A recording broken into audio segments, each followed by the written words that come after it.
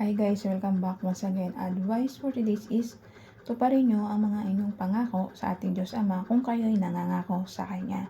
Ganito po yun halimbawa po, ito example Nangako ka na hindi ka nagagawa ng masama o kasalanan sa kapwa-tao mo. Pero, ito ka pa rin darating ang tukso, tutuksoin ka at bibigyan ka ng trial ng ating Diyos Anak ng buhay na si Jesus Christ.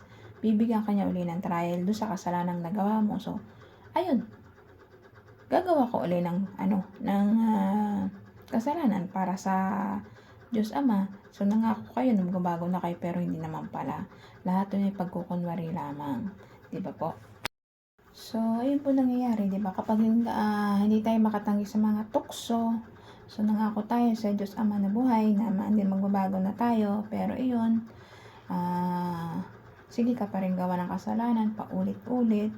So, pag ginagawa po natin yung paulit-ulit, parati po tayong magdasal. Proteksyonan po kayo ng ating Diyos Anak na si Jesus Christ sa mga tukso na lumalapit sa atin, lalo na sa Diyos Espiritu Santo na pumapatnubay at gumagabay sa atin. Ang Diyos Espiritu Santo ang siyang puprotekta sa atin noon. Manalig manampalataya ka lang sa ating Diyos Espiritu Santo na protektahan kanya sa mga pagkakasalang gagawin natin dito sa ibabaw ng lupa. Kapag ganun po ang ginagawa natin, nagdadasal po tayo ng taimtim at nananalig na nanampalataya tayo sa ating mga Diyos, Diyos Ama, Diyos Anak at Diyos Espiritu Santo, nalalabanan natin lahat ng mga kasalanan gagawin natin dito sa ibabaw ng mundo, lalong-lalo na pinapatatag mo ang pananalig pananampalataya mo sa ating mga Diyos. Maiwasan natin mga kasalanan gagawin natin sa ating kapwa-tao.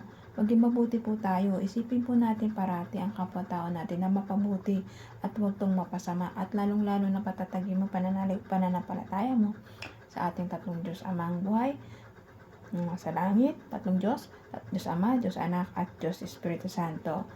Kaya ikaw, kapag ako ka na, magbabago ka na, tuparin mo po yun. Huwag po natin maging mapagkunwari sa ating Diyos. Baguhin po natin yung sarili natin para maligtas. Nililigtas po ng ating Diyos Anak ang ating kaluluwa sa impyerno. Na huwag po tayo doon mapahulog, 'di ba? Ang kwento sa Bible, 'di ba? Yung yung kaibigan niya si Lazarus, 'di ba? Meron doon, 'di ba, siyang amo o pinaglilingkuran. Mahirap si Lazarus, doon siya naglilingkod. Kumbaga parang tigalinis siya doon. Tapos may mayaman doon na sobrang yaman, di ba? So, si Lazarus gumagawa siya ng kabutihan doon sa nagkasakit siya. Tapos yung mayaman, sige lang tapo ng pera niya. So, yung namatay sila pareho, so nakita sila doon sa kabilang buhay. So, yung si Lazarus, kinuha siya ni Abraham. Tapos, nandun siya napunta sa kalangitan. Tapos, ito naman si mayamang, matapobre na amo ni Lazarus. So, siya, parang minamatapobre siya, napakapakan siya, ganon. So, nakita niya si Lazarus na nandoon sa kaharian ni David sa langit. So, dalawa po yun, nandun siya sa impyerno. So, sabi ng mayaman matapobre, tulungan niyo po ako, Abraham, bigyan niyo po ako ng kunting tubig, ako nauuhaw na dito sa aking kinalalagyan. Pwede niyo po ba akong dalahan dyan? Hindi po pwede kasi may malaki pong bangin na namaharang po dyan at dito. Hindi ka makakapunta dyan at kami rin at hindi makakapunta dyan. Sabi na lang ng mayamang matapobre kay Abraham na sabihan niyo po ang aking mga kapatid o kamag-anak na po silang gumawa ng mga kasalanan para hindi sila mahulog dito sa apoy o sa impyerno, hindi namamatay at hindi rin siya matulad sa kanila na nagdurog siya dun sa impyerno na alam niya na gumawa siya ng kasalanan sa lupa kaya nandoon siya. So si Lazarus naging isang mabuting tao at naglingkod sa kanya ng tapat, kaya lang ginawa niya, inaltrato niya, sinalbahe niya. Kaya, 'di ba? Kaya si Lazarus napunta doon sa langit. Pero kasi gumawa kasi si Lazarus ng kabutihan.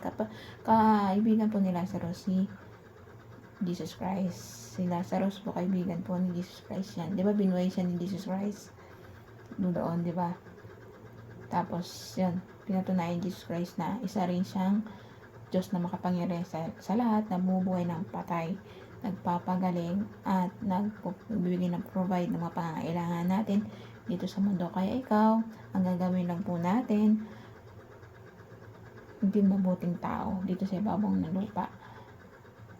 Ang lahat ng mga pagkakasala natin, mga ngako tayo sa Diyos Ama, ay tuparin natin. Kapag once na nangako tayo, tinalikuran na natin mga kasalanan natin, ay tuparin po natin yun para meron tayong malabing check doon sa ating Diyos Amang buhay na nasa langit at sumusunod ka sa Kanya at hindi mo siya binabaliwala bilang isang Diyos. Kailangan po pagka nangako tayo ay tuparin po natin na tuluyan tayo magbago at talikuran lahat mga kasalanang nagagawa natin dito sa ibabaw ng lupa at huwag na tong balikan pa.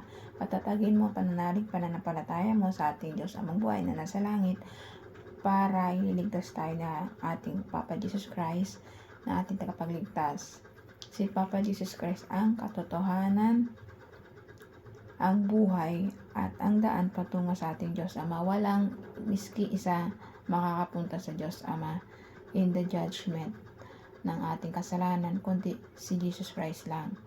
Kailangan po natin kilalanin ang ating Diyos Anak na si Jesus Christ para makarating tayo sa Diyos Ama na makakapagligtas sa atin na si Jesus Christ. Kapag gumagawa tayo at kilala natin si Jesus Christ na ating Diyos Anak na buhay, na dito na buhay na umiinag o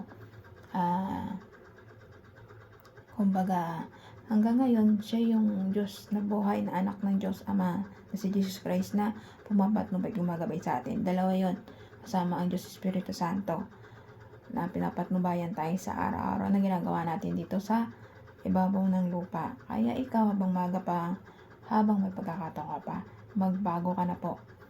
Kaya't hanggang dito na lang po ang advice. Ingat po tayong lahat and God bless.